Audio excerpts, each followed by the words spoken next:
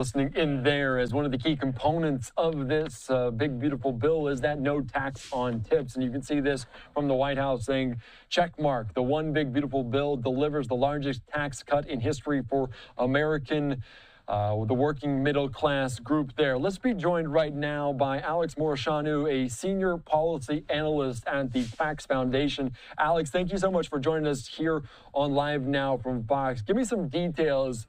Dive into some of the finer points of this bill. What do you make of it and the impacts it has on those average working Americans?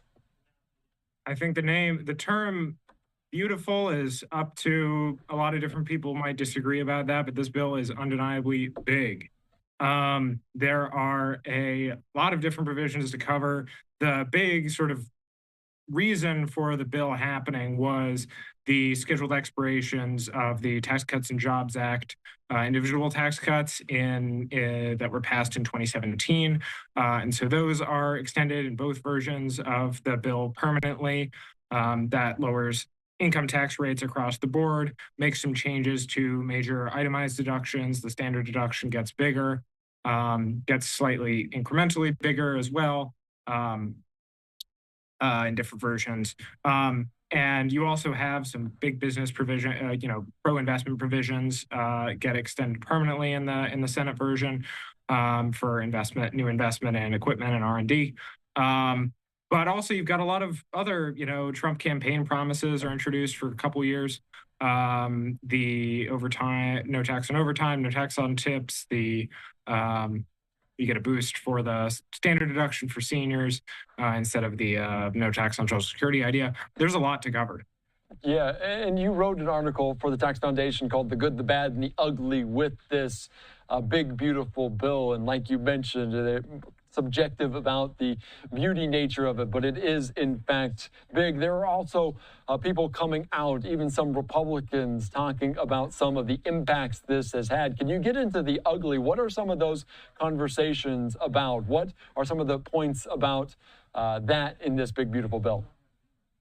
I mean, I think the ugly aspect is the tax code seems like it's going to, on net, get more complicated. Tax Cuts and Jobs Act in 2017, the sort of signature, big policy accomplishment, I guess, of the first Trump term, on net ended up simplifying the tax code, got rid of a lot of preferences, and simplified tax filing, moved people towards a standard deduction. This bill introduces a lot of new sort of targeted provisions at different different types of income, whether it's no tax on tips or no tax on overtime, as opposed to several other smaller provisions that just sort of generally we're moving in the wrong direction of streamlining the tax code and lowering rates and broadening bases. We do a lot. This bill has a lot of narrowing the base, sort of complexity enhancing moves. Does go after some of the credits passed in the Inflation Reduction Act under the Biden administration. That is a sort of base broadening simplification move. But on the whole, there are, introduces a lot more, new complexity. Yeah, that is, to say the least, an understatement in terms of the complexities. And one of the components there is the SALT tax, the state and local tax, because the discrepancy between the Senate version and the House version is some $30,000. Do you think they'll be able to square that? And can you talk about maybe each version in terms of its impact on just the average working American?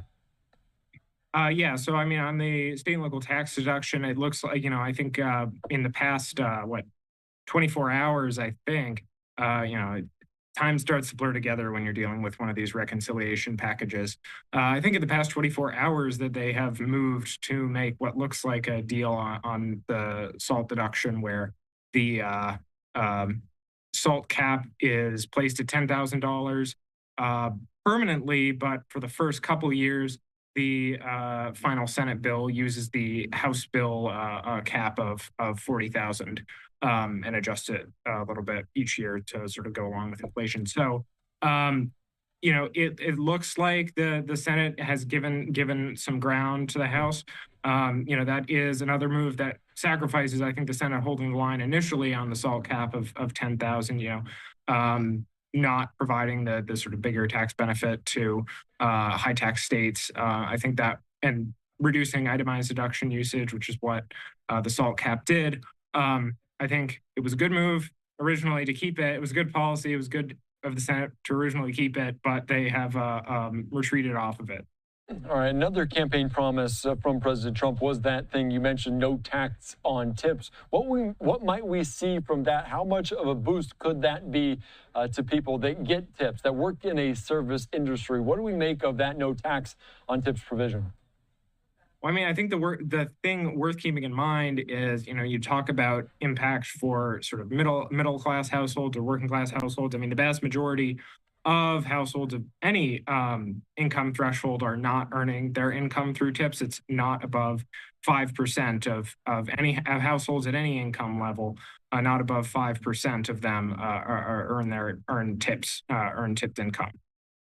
Now, certainly for some taxpayers, they will see substantial benefits, but in aggregate, it's not a huge tax cut. That part of the bill, we had the overall bill, depending on which one you look at, has either $4 trillion in tax cuts, which is the House version, or $5 trillion in the Senate version. The no tax on tips provision is between 30 and 40 billion, depending on the details. And also, the lowest income earners, people who work, say, part-time, already are not paying income taxes because of the standard deduction. And so that is a good chunk of tipped workers. And so exempting tipped income from income tax wouldn't help those sort of part-time workers either.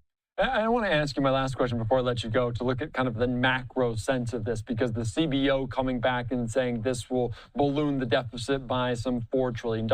I spoke to Erica York over there at the Tax Foundation about some of these numbers, and this big, beautiful bill is very reliant on the GDP and the growth of the United States. In terms of that, how much does it need to grow, and how much does this bill support that economic growth component? Well, I think, especially the Senate version does provide some additional growth, largely driven by the ability of giving companies the ability to actually deduct the full cost of their capital investment. That'll make American workers more productive and drive, long run output growth. And that will help pay for some of this bill. But what we're looking at now, the Senate version, you have, about $5 trillion in tax cuts. We think the growth, our new numbers say that, growth can pay for maybe 20% of that, which is not nothing. I mean, that's $1 trillion of revenue feedback, but that's also, $4 trillion that's not paid for. Now the spending cuts, about, $1 trillion and change, that also takes some of the costs out. But on the whole, yes, this bill will increase the deficit. Yeah, and of course, we're talking about tariffs as well, complicating some of that, the uncertainty factor. And we heard from Senator Chuck Schumer saying this bill potentially could haunt Republicans moving forward as well. All right, Alex, thank you so much for joining us. I appreciate your time and your insight. It's a very complex bill, but I think you simplified it very good for our audience. Appreciate it. Thank you, Andy.